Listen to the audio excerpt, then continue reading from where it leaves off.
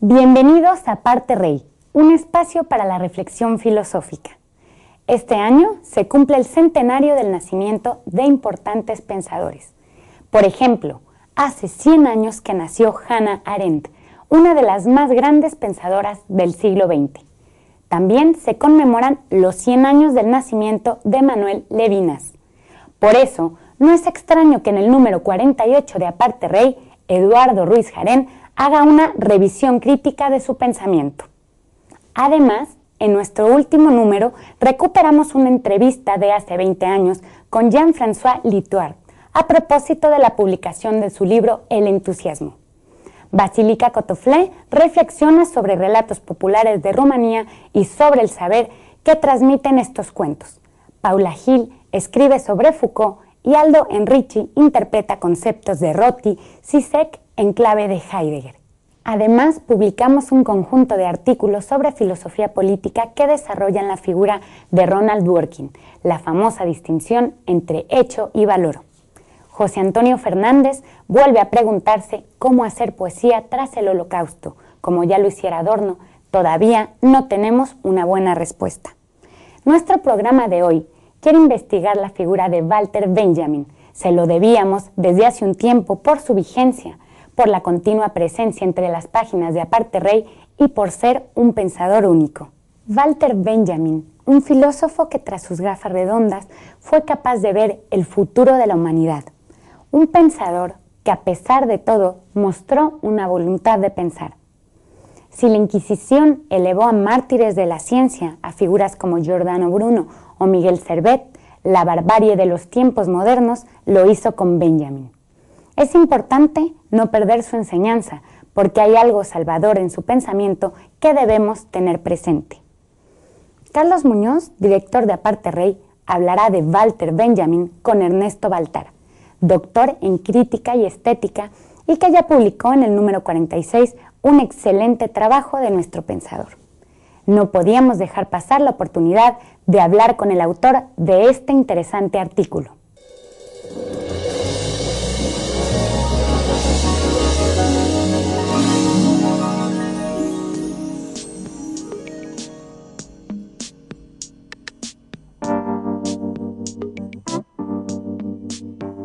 Muchas gracias, Tania. Efectivamente, no queríamos dejar pasar la oportunidad un poco de contar con nosotros, con la presencia de Ernesto. Muchas gracias por venir, por ese trabajo que nos parecía interesante y que además nos daba oportunidad de hablar de Walter Benjamin, que bueno, consideramos que es uno de los pensadores más influyentes un poco de nuestro presente filosófico, ¿no?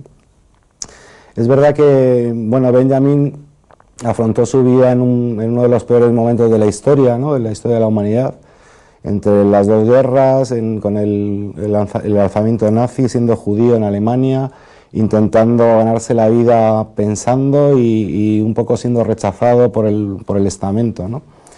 Sin embargo, a pesar de esta vida trágica, porque realmente su vida es un poco miserable, trágica, ¿no? Sin embargo, él siempre muestra su voluntad de pensar, ¿no?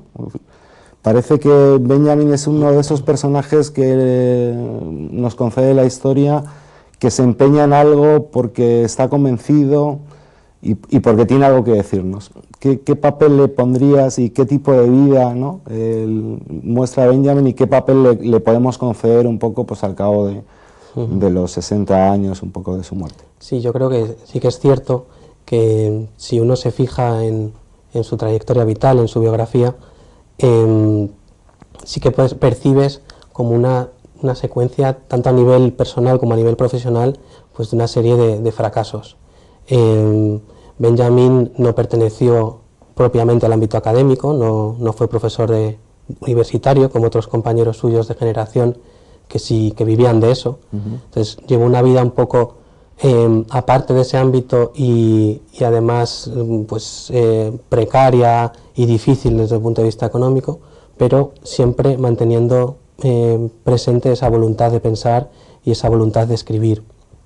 Esto, unido a esa imagen que es propia de Benjamin, que la utiliza él y que yo creo que se le puede aplicar a él, que es como el avisador del fuego, ¿no? Esa persona que alerta de los peligros inminentes que tiene la sociedad por delante, pero que parece que nadie le hace caso, pues configura un poco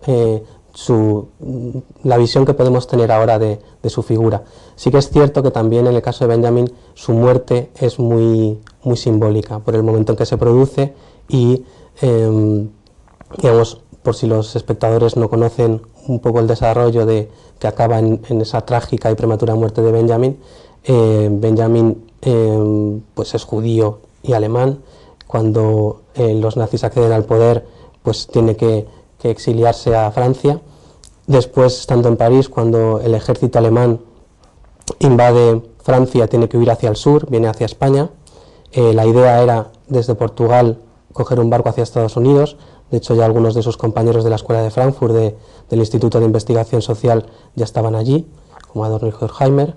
Y claro, esto se ve truncado porque en la frontera entre Francia y España, en Portbou, él y el grupo de personas con las que va son retenidos por las autoridades españolas, y él, ante el miedo a ser devuelto a las autoridades alemanas y acabar pues en un campo de concentración o exterminado como tantos otros judíos, pues se quita la vida. Esa es al menos es la versión oficial. Sí, hemos preparado un breve reportaje, un poco, bueno, pues breve, que cuenta un poco de su vida, pero también de las claves de su pensamiento. Si te parece, lo vemos primero y después seguimos hablando sobre Benjamin.